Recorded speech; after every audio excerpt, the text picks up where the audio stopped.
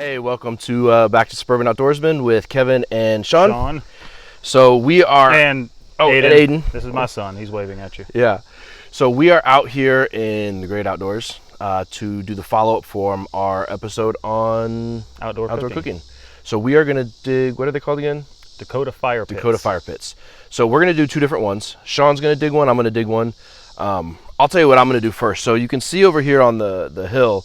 I don't know how well you can actually see it on the camera. You'll probably see it better once I get over there. You want to try throwing your knife at it again? Yeah, let's see if I can.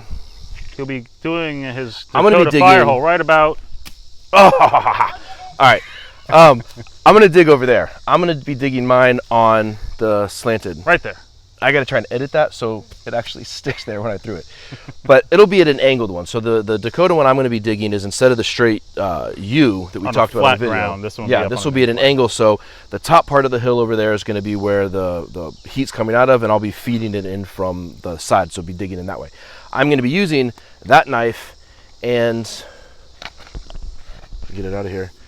Little tomahawk. So assuming I was out in the woods just walking around with just the knife and the tomahawk, didn't have any of my go bag or anything, and I needed to for some reason build a Dakota stove, we're going to see how it would work to do that just using the knife and the tomahawk. And I'll be building mine right about where we're standing. This is a flat surface. It is also kind of hard. Yeah. So I've come with a few different tools. Where he has the knife and the tomahawk. I've got this nice little camp shovel. So I'll put this together. Yeah. And hopefully it'll make it a little bit easier for us to get that part handled. Yeah, and that's cool too, because that's got you've got the shovel edge. Obviously, you've got a little saw, so you can cut through some roots if you need to. And I forget how it works. I know this goes into here, so maybe it is just that big. Yeah, but I mean that'll still work. What's that thing? That is to open a bottle. Yeah, so when you're done digging your hole and you need a beer. So you can break up the ground here, and then you can. Oh, I know what that does. That tightens it down. Oh yeah, it just locks it so it doesn't turn. Locks it in place, yeah. Now, with this one, if you have this, here, I'll trade you. If you loosen this, does this work to... Like that? Yes, it does. Oh, nice. So you can use it as a... Nice. Yeah. This is pretty cool. I need to get one of these. Oh. Yeah. I'm sure they have a better one. Yeah. I found one for like $80. It's got extra extensions on there. That was like 6. So. Yeah. I don't even know what all it does. I just saw that it was $80 and I was like, I need to get that one. So cool. We'll use these tools. We'll get started. And then we'll come back before we get the fire started and see how they look actually all dug out.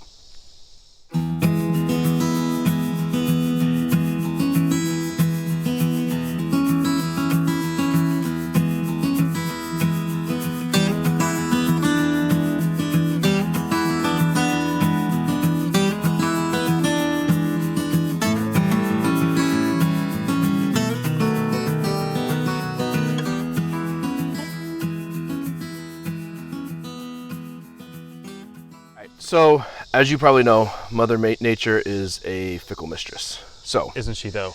That didn't work very well. It is really hard clay. Sean was, yeah. Now, if he'd had busted my shovel, if he'd had the $80 shovel, yeah, it probably would have cut through that like a knife through butter. Right? But up top over there, it's not much better. It's a little bit. I probably could get through there, but for the sake of time and because of how ridiculously hot it is out here, we're gonna move up the hill a little bit. So we found a spot where I walked off camera up the hill that's got a spot where Sean's gonna do one, I can do one. They'll probably both be a little bit more angled, but we're still gonna compare digging it with the different tools. The earth should be a lot softer there. We tested a small area and it does seem a lot looser, and that's kind of what we're hoping for. Instead of the hard compact ground, this is more off from a runoff. Granted, in a true emergency situation, you may be in a situation where you don't have a choice but to And if you've got 4 hours to dig one, then go for it. What else do you have to do? You're stranded. Yeah, exactly. So you might as well go for it. But for the sake of not damaging our tools in a non-emergency situation and to actually get to the testing part where we build the fire, which that in itself may take a bit of time based on our last video, and to see how well it works, we're going to go ahead and move over to a softer spot and we'll dig there. So we'll go ahead and get started on that and come back when we're done. See you in a minute.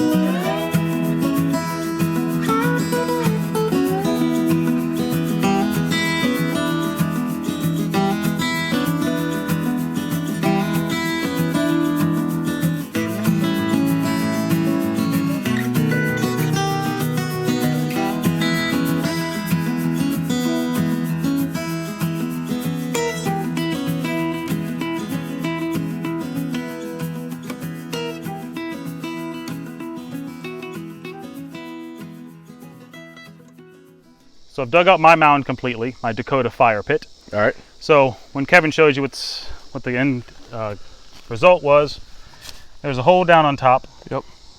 And it goes then all the way through the bottom. It goes all the way through.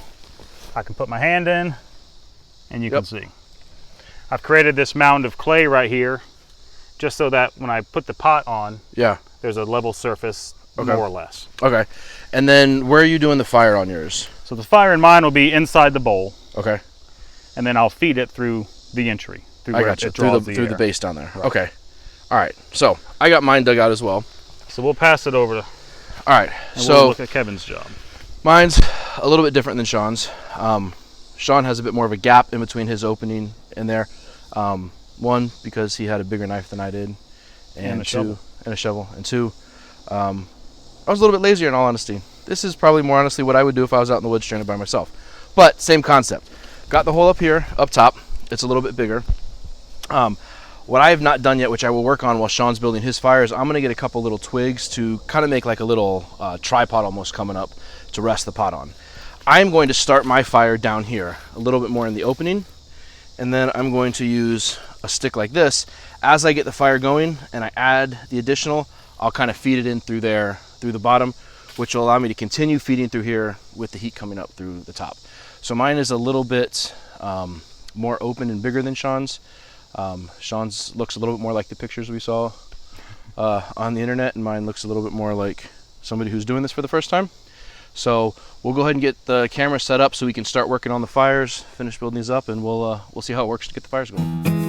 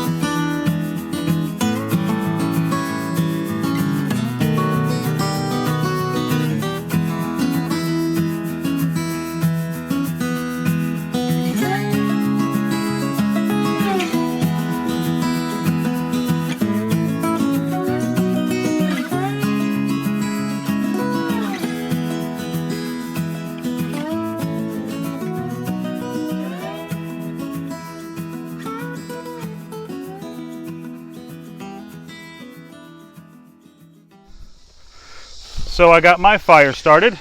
Works out pretty well. It took very little effort. I don't know if you could see that from the time lapse that we took before. Yeah. But there's a little bit of tinder in there, and it's burning nice and hot. And there's the entry. So all I've got to do now from this point is I've just got to feed some sticks into it like this, and it'll just catch all that stuff on fire, and I'll just keep feeding it in. So Kevin's just starting to get his lit. Hey dude, I will tell you, a torch lighter is definitely the way to go. Yeah, you definitely need to keep these in your bag. So your technique is to light it outside of the hole and then push it down into it. Well, and I'm wondering if my technique is going to result in us editing some of this video.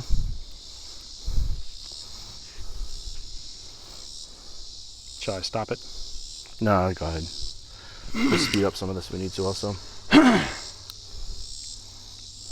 But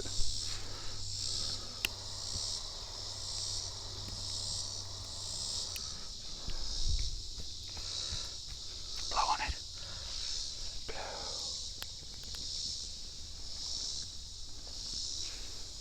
I'm going to switch over. So Aiden, why don't you take some of the smaller twigs, instead of putting it in the entry, put it down in, or instead of putting it where the fire's coming out at, put it down in that hole. So grab some of those twigs that I've got over to your right. All those smaller items.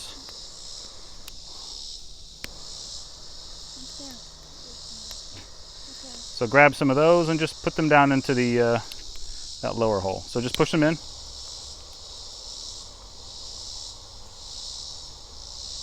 And you just keep placing them there.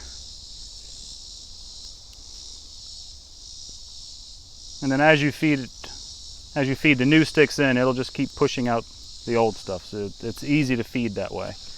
But it's still burning nice and hot. It's burning through those sticks pretty well. So Aiden, you might need to grab some more of those twigs over there and try to put them in. Not those. All right, well those won't burn very fast, and we're about to lose that fire. So keep feeding it in with those other ones. So grab a few of them. I'm just gonna put them in through the top, so I'll keep it going from there. All right, well that's gonna be hot. So let's go over to Kevin. He's still working on it. He's still working on it. Yeah. I'm just trying to get... All right, so my fire's still going well. It's starting to char around the outside of the where the vent is there. That's nice. It's got a nice hot flame coming out of it, or just the heat rather. And you got and I've got some water. A cup and a half of water, enough if you needed to drink to sterilize water to boil, make some fish soup. I believe we spoke about fish stew. Fish stew. So I'm just going to set that there. And we'll try to just there's a little bit of a gap on either side. Yep. So hopefully it's going to draw enough heat in from this way down here, enough to keep the fire fed. Yeah. So that'll draw the oxygen in through the bottom down there where we keep feeding it through there. And then in fact, you can see, if you go down there, you can see the smoke that's burning on the stick. Yeah. It's actually drawing into that hole. Yep.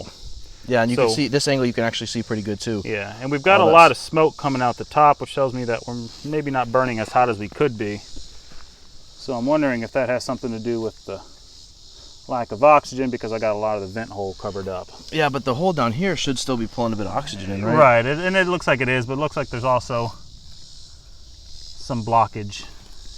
There's a lot of sticks down here, and maybe I need to make the vent hole a little bit bigger. But it's still burning. It's still drawing air in. Yep, I can still see the flame going in there pretty good. Looks like a decent flame burning. Yeah, I think we're good there. All right, so we're going to let that sit for yeah, and it looks like rearranging it, there's still good fire down there. Yep. And the smoke has disappeared. Yeah. Yep. And I'm starting to see some bubbles in the bottom of the pot. So already? Those little micro boil bubbles. Or is that just my imagination? Might be your imagination. I can't tell at this angle 100%, but I can feel the heat coming up for sure. Yeah. So, all right, cool. Now we're gonna go back to try and get my fire going. So, mine's still not working. My idea of building the fire and then pushing it in didn't work. So we're gonna try and set ours up the same way Sean had his, and then we'll get that fire going, and we'll see how it does with putting the, as you can see, the tripod I built over there to stand upon, and we'll see how that does. So, we'll be back.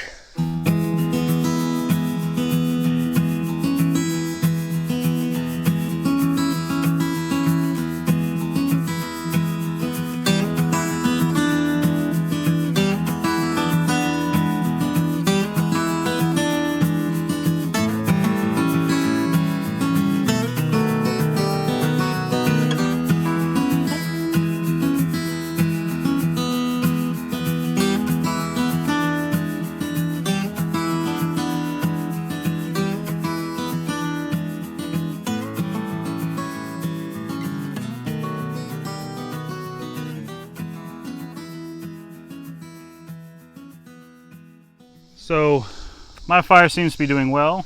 I've got a little spruce tea brewing, starting to turn green there. I think my fire's starting to go. Well, it's still burning nice and hot. So I'll take that pot off to cool, and I'll taste some of my tea, and then we'll move on over to Kevin's fire. All right, so as you can see, Sean is sipping on some tea. What did you make there? What did I make? Oh, Spruce, that's right. Spruce needle tea. Spruce needle tea. And I'll leave the recipe in the comments. Where'd you get that cool looking cup from? This? We have another one there. Yeah. That is how we attract deer. That was how we thought we would attract deer. Well, there were deer there, just not when we wanted them there. Yeah, that's true. So you never know what you may find out in the woods. Maybe I sterilized this before I drank out of it. Maybe you did. And we'll just leave it at that. Maybe. But again, it's showing resourcefulness of using whatever you can find in the woods. And this is not that bad. Yeah. No, I tried a little sip of it. It was pretty good. Yeah. So nothing like a good hot tea on a good hot July day. So we got to test the Dakota Fire Pit. Had a success, and the results of making something with it. Should have brought some fish. Made some fish stew. All right, so back over to mine now. Got a little bit of a fire going there. Did work a little bit better. Same thing here as Sean's of getting it started in the back down there. As you can see, mine's a bit narrow and a little more open, which would possibly account for why Sean got his going a little bit quicker than I did, just with the airflow and everything. Plus, I'm horrible at making fires. I've got mine sitting up off the ground a little bit more. We're gonna have that airflow flowing through there still pretty good, but there's still, I don't know if you can feel this when I stick my hand in there, but there's still a decent amount of heat coming up out of there. So we're gonna compare and see how it does with getting the water to boil on that. I don't see bubbles in mine yet like Sean did, so I don't think mine's going nearly as quick as his, but we'll let that run for a few minutes and we'll see how it does. All right, so kind of wrapping up for the day with the Dakota Fire Pits. Yeah. And it was a pretty good success. I thought it was a success. That's a tongue twister, apparently. Yeah. I think it was a success in multiple ways. One, it was cool that we got them going. Yeah. Yours are starting to die out.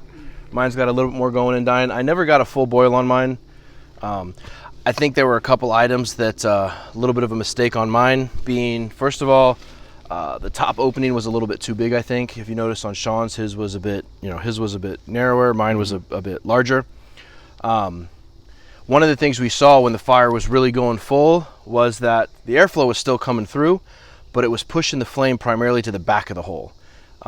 Where on Sean's, because it was a smaller hole, there was more heat coming straight up, whereas on mine it was pushing it more to the back of the hole. Right. So I really wasn't getting a good feed under that pot. There was some loss of heat around the pot. And then on top of that, the little stand I made, I kind of think that was a cool idea. I like it, but I think it was a little big. So with some tweaking and improving of the overall design, you can still keep that tripod, but I have a tendency to do the whole, go big or go home type thing, and went with a big hole and big sticks, and didn't work out as well. So that was still, I will say, I think again, it's still passable. Yeah. It still generated a bit of heat. It's still cookable. I mean, you might could still not cook boil over water it if you had, some kind of. You had some meat over it. I could have cooked some meat or something on there. But I do know, I liked yours. Yours worked really well. I will say one thing I didn't think about as much before, but I do believe these, because of how hot they're burning, and you don't have a lot of fuel in there, they do require constant attention. Yeah, a little bit more maintenance. Yeah, more maintenance than just a normal campfire you might set up going. But it's easier, like I said, I've used probably a bundle of sticks, maybe about like that. Yeah. Just short sticks, so it didn't take a whole lot, but I just had to make sure that it was fed. Yeah, and that is the thing. It burns very hot and very efficiently, so you go through the fuel very quickly. So it's not something where you could set this to start going and walk away for 20 minutes. Right. You should never walk away from a fire in the woods unattended. Well, and if you're cooking, especially, you don't want to walk away from nice, burning on a fire. Burn your food, yeah. Burn your food. But yeah, it's definitely not something. The bears. It's definitely not something you can walk away from and leave for a while and come back to a fire still going. But it was pretty cool. It works. And what I like about this is it doesn't appear like it can really get out of control. Yeah. So, not that I would do it, but I think you could probably walk away from this fire at this point. If once you're done with it, there's really nowhere for the flame to go to spread anywhere. Yeah. I will say one thing I think too, which we'll probably do when we're don't done walk here. Away from a fire in the woods. Just because you can do it doesn't mean you should do it. One thing, you could still be reusable, but I think it'd be a lot easier to put these out with the case of just taking a handful of dirt and closing it up, and then the next time you come back, you could reuse this just by scooping that dirt, all the dirt and ash out, and you've got it ready to go. I'd like to keep these here, and maybe because this is a good spot. We've talked about camping before. This might be a great spot to do it, and we already have a couple of little Dakota Fire Pits ready. I think one thing I'll do if we're going to use this again, we're going to use this spot. I want to make up some mud, kind of like what you did, and try and close up my opening a little bit more, and maybe we'll do a little tidbit on that sometime in the future of a follow-up of how that works. Yeah. To keep the bottom a little bit bigger, but close the top in some, and if that fixes it. So, but hey, appreciate you guys watching. Hopefully you got some information out of this and enjoyed it. Yeah. And if you did, we ask please, if you can, like and subscribe on the video, and make sure you hit that little bell icon so that you get alerted next time we post a new video. And then we've got links to all the other social media in the comments below, so make sure you go and follow us there, leave comments, look at the post. John definitely shares a lot on Facebook. There'll be some pictures of this on Facebook. Yep. So appreciate it and look forward to seeing you next time.